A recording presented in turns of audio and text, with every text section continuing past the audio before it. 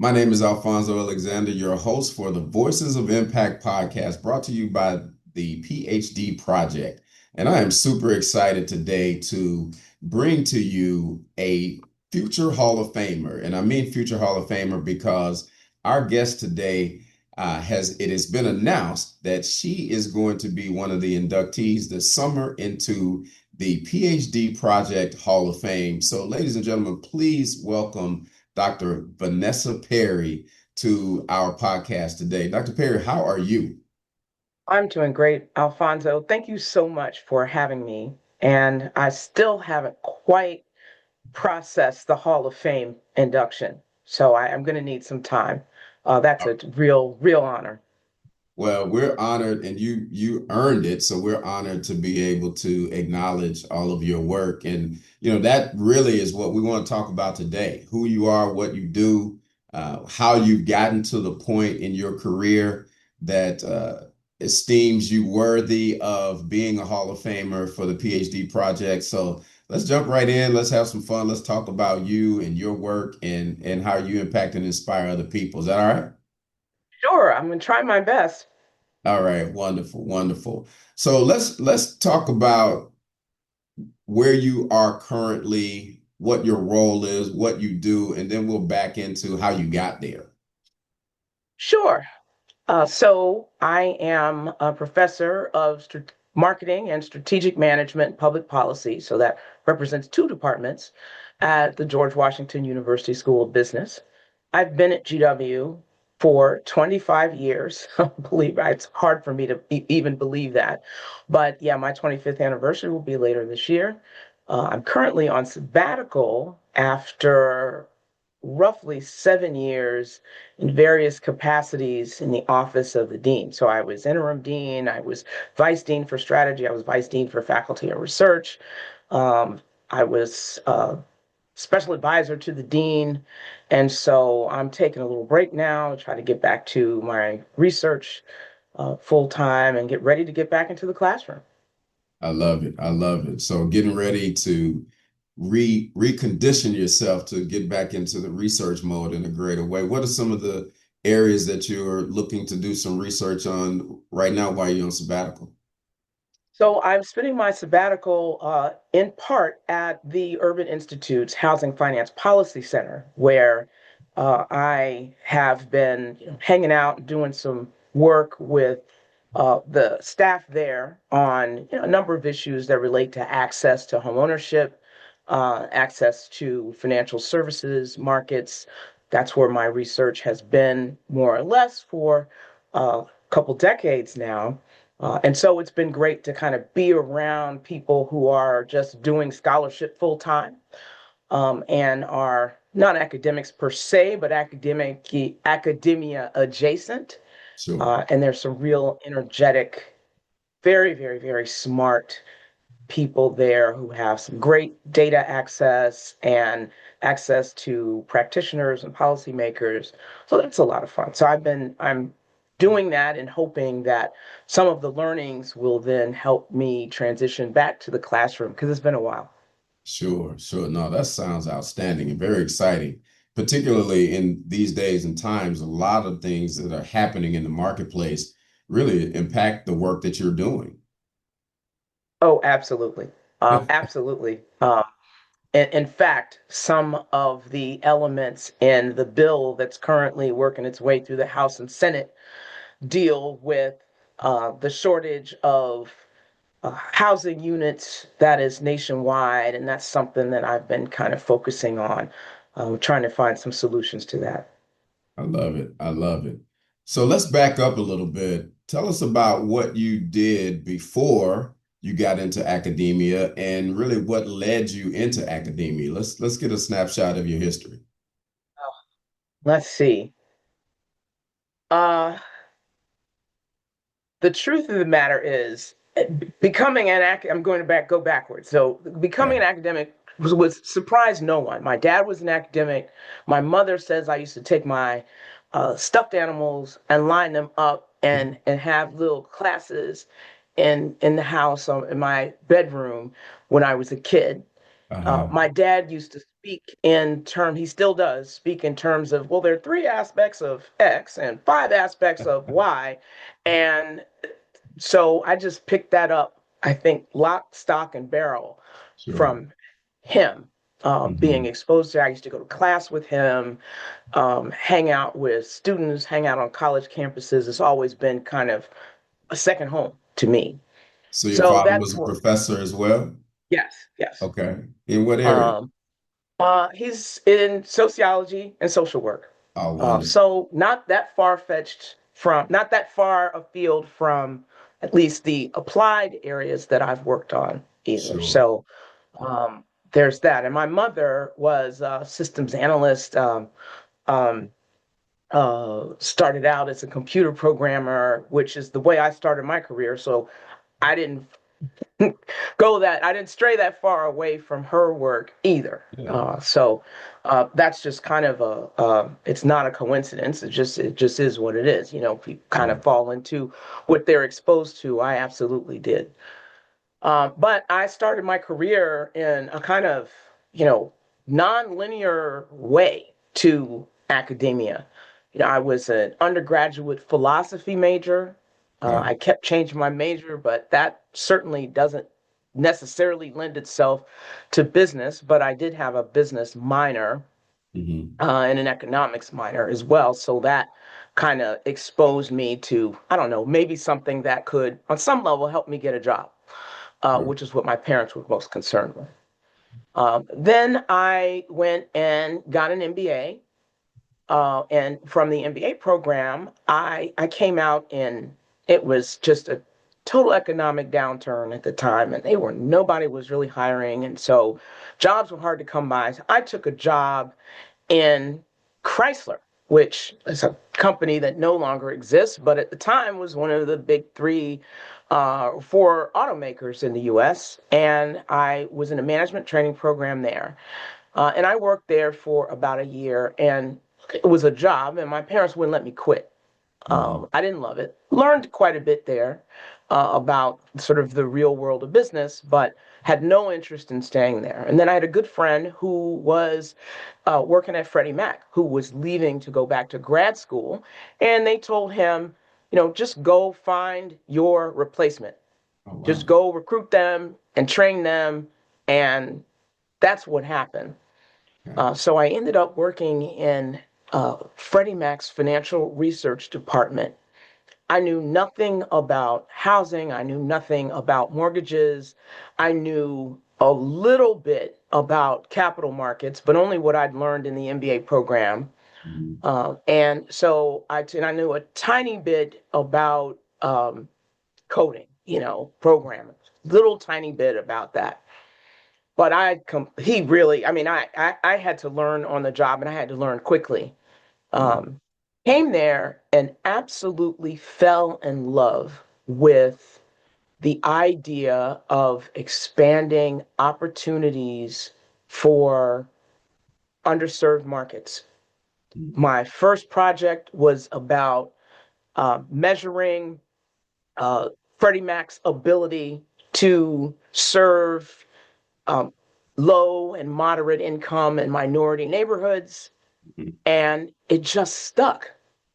Of course, an organization that size that has that kind of impact on the way the whole market works is Mhm. a great place to learn about the sort of complexities of both capital markets and all of these other markets that are tied together. But Sure. when you roll them all up, what it really tells you about is how complicated our economy is, how complicated capitalism is, and how important it is for us to have systems and structures that um, can erase the imperfections that the market creates Sure. that end up with widespread, you know, disparities and inequities. And I just absolutely fell in love with it. Yeah. And so the rest is history. The rest was about me trying to find a way how to weave those interests into marketing and Mhm. marketing and public policy, which was really kind of my major subfield. the thing I noticed while I was there, and I was working with Ph.D. economists, everybody there had, a doctorate in either economics or finance. Sure.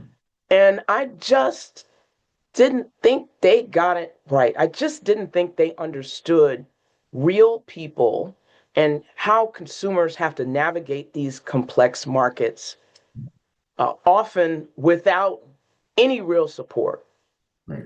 any real knowledge. And I don't mean knowledge on the most basic level, because I think people kind of overblow the lack of financial literacy that people have. Yeah, it's there, but that's not really the real problem. The real problem is that the markets are structured in such a complex way that even Hmm. people with PhDs don't get it.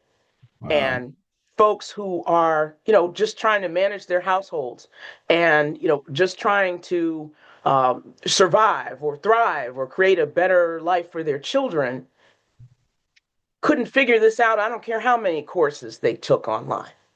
Sure. And so the consumer perspective is what Okay.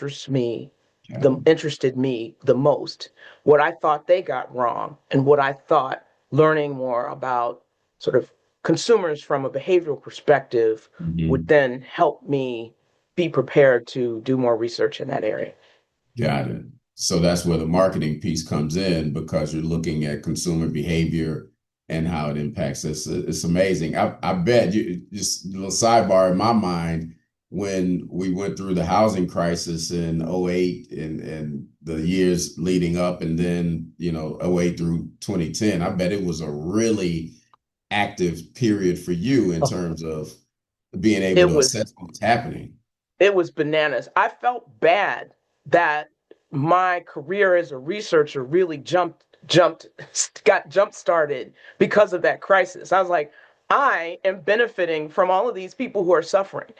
But on Yeah. some level, I hope that that the work that I was doing was able to help people and help policymakers better understand how they could create policies to help prevent these circumstances from occurring again, which is So, how during that time period, I ended up being invited to go work at the newly formed Consumer Financial Protection Bureau by Elizabeth Warren, who was at the time just formulating this agency from the ground up.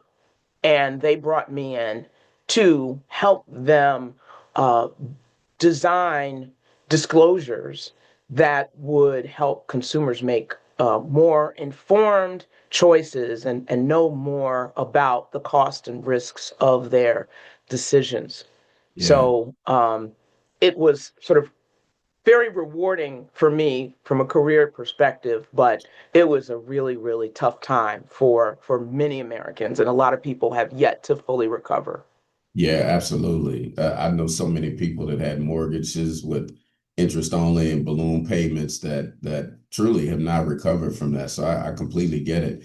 So tell me how what made you decide to go into academia and pursue your PhD? So I decided to pursue my PhD because I was doing well in my corporate job and I was sort of moving up the ladder, but I always wanted to be a professor, always. Okay. Okay.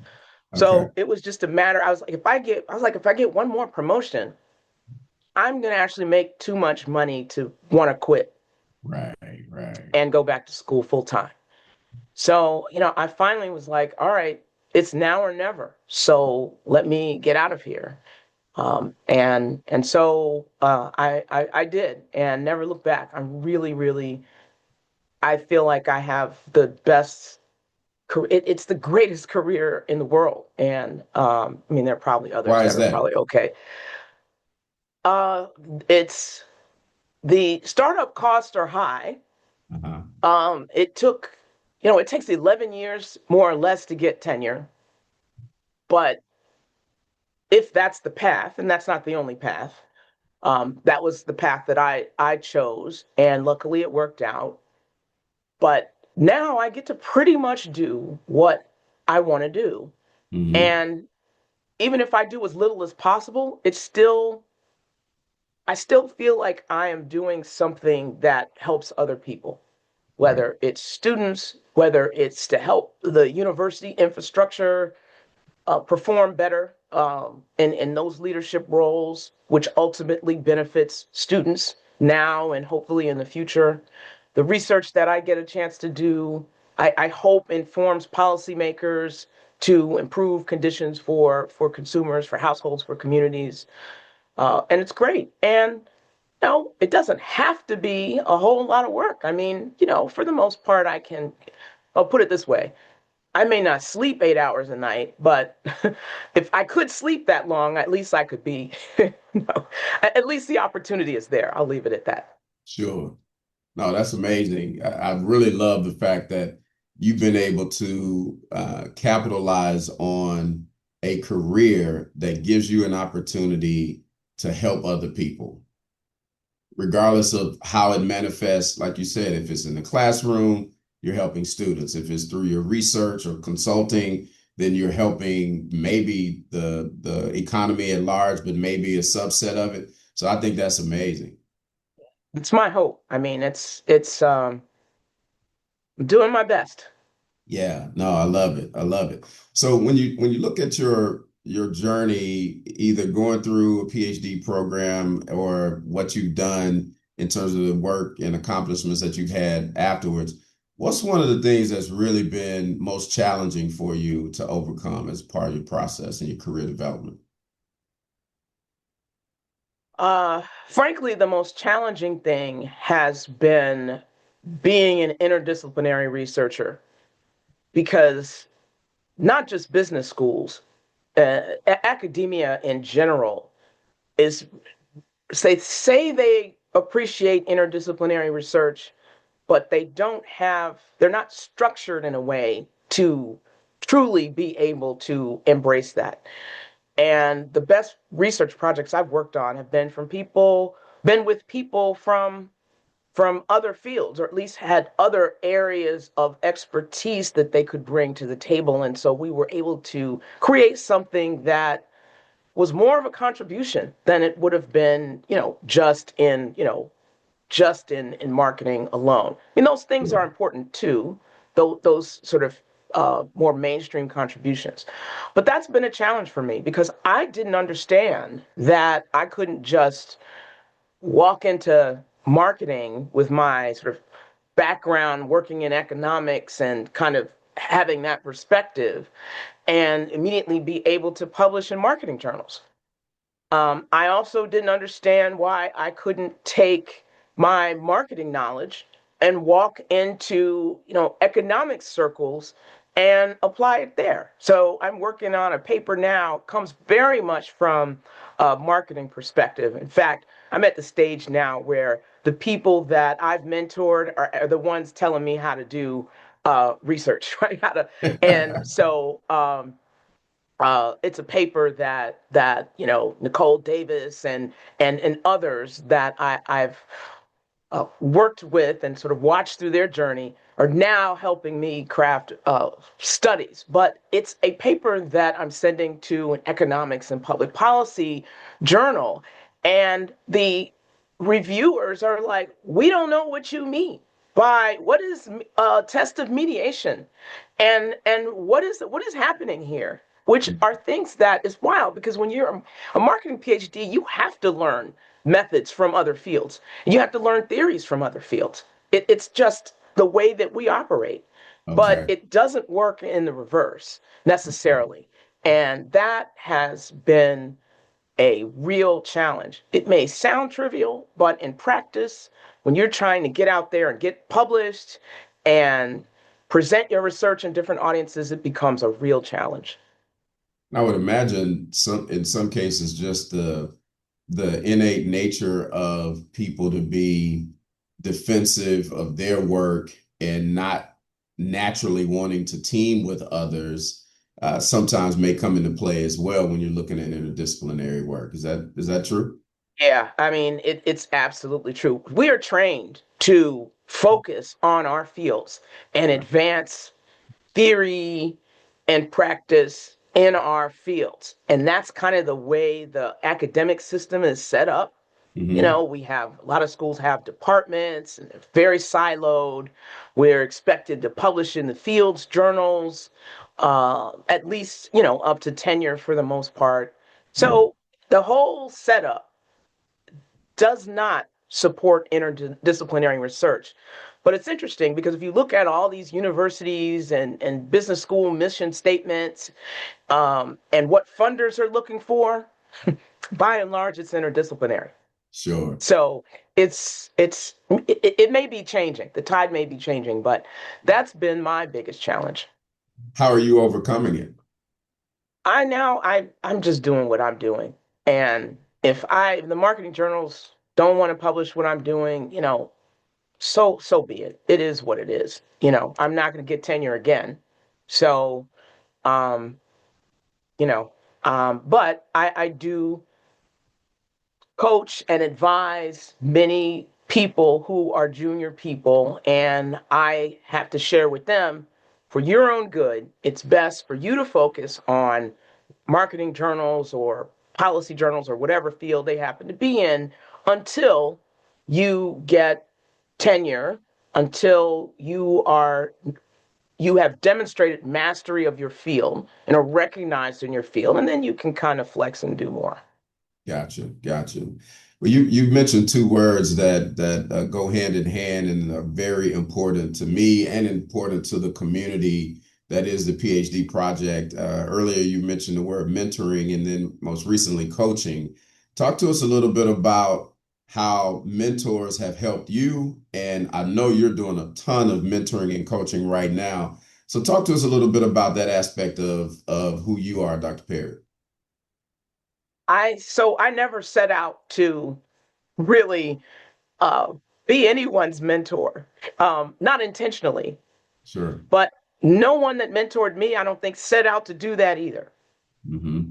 Um, and but it is this informal mentorship that has made all the difference in my career. It's the reason why I'm able to have this conversation, and it's I just can't say enough about how important it is.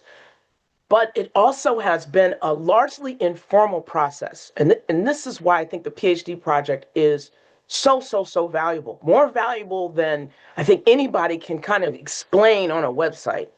And Hmm. that is that informality. So when I was a doctoral program, I can remember being, when I say snatched, I mean like grabbed by the arm by Bill Qualls, the Godfather, we call him, and told, hey, this is where you need to be for dinner Right. because we are getting together and now you're one of us. Now, he had heard of me, I had heard of him, but he didn't know me. Something Hmm. told me I better show up too, Right. and be on time. But I did. And it wasn't that different with Jerome Williams.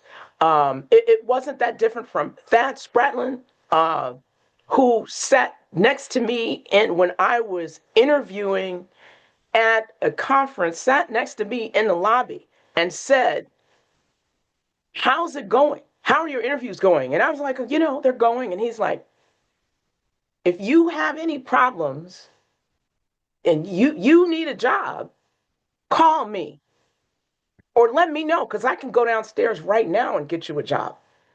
Who says that? Right? Like, Wow. this is not just mentorship, this is sponsorship all Right. rolled up in one. Right. When it came time for me to go up for tenure, I didn't have to worry about who the people on my list were going to be that I could ask, that my department could ask for letters. Because people had already offered. They'd already explained to me when it is your time is coming, and when it is, you need to put me down as one of the people who will write you a letter. Um, in between that, there were always these conversations. It was just like being interviewed. Every time Right. I showed up at a PhD project conference, I Right. had to give an elevator pitch explaining what I was working on and what I thought the intended contribution was going to be and what journal I planned to send it to. And then I got offers, send me a draft. I'd be happy to give you feedback. Mhm. And There were several. I mean, I could go on for the next 45 minutes and name people who did that for me. Ron Hill, Jerome, um, the late great Jerry Henderson, who was also a very, very dear friend, Carol Motley, people who are no longer with us, Hmm. but were with me. Sure. And because of that experience, I try my best to be there for others in the PhD project because it certainly was not happening at my school and at my institution, either where I got my doctorate or where I went to work. Yeah. Well, and you're certainly doing it for many others. I knew of you before we got an opportunity to meet because others talked about you and held you in high esteem because of the mentorship that you've been giving to them. So I really appreciate that. Now, I want to give you a mentoring opportunity here. Think back and think about your progression from career standpoint through academia. And if you had to give advice to a young Vanessa Perry that has just decided that she's interested in pursuing a PhD, what advice would you give today? Ooh. Um, okay, young Vanessa, all research meetings do not have to occur at happy hour. That'd be the first thing. Um, uh, I think aiming for it's hard to understand for anybody to know exactly what they want to do at the beginning of getting into this career. And it's really hard to understand all the options and all the different paths that one could pursue. But going for the absolute best, I think you could never go wrong. You know, they say shoot for the moon, shoot for the moon. You know, go for the absolute uh, best opportunity you possibly can at the outset, whether it's the best school, whether it's the best journal, whether it's the best job, whether it's trying to build a relationship with the best, the mentor that has the most experience, who is the most sort of well known in your area, whatever that happens to be. And I never did that. I always tried to sort of overthink it. Well, this isn't going to work for me. They're not going to take me. They're not going to want to hear from me. So, you know, I sort of did this self correction, which probably um, stood in the way of additional opportunities. I mean, I did okay. I mean, I'm doing fine. But there may have been who knows what other kinds of doors that could have been opened if I wasn't so busy second guessing myself. Sure, sure. No, that's outstanding advice. And then I'll ask you to do the same. Now, Vanessa's a junior faculty person interested in tenure. What advice would you give to Vanessa at this point? Ooh, pretty much the same advice, Sure. except you cannot put all your eggs in one basket. The Right. market is changing. It's very different for people who are assistant professors now than it was 10 years ago or 20 years ago. So the people like me who might be trying to advise and mentor you may not fully appreciate the fact that the industry is changing and things that we used to take for granted may not be available going forward.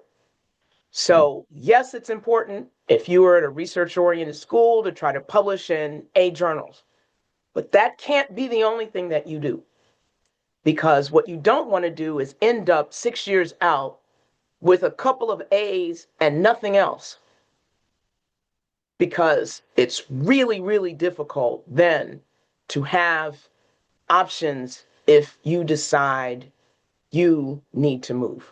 Sure, sure. It's the eggs in the basket. I know a lot of people are trained only publish in A journals, but you know, that's not always up to you. And with 90% plus rejection rates at these schools, I've seen people literally drive themselves insane trying to get tenure at a school that only counts 3 or 4 journals and decide at some point that that wasn't for them.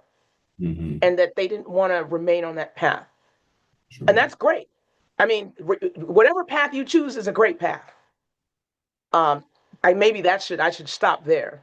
Hmm. But I won't. Whatever path you choose is a great path. So remember, you want to try to keep your options open.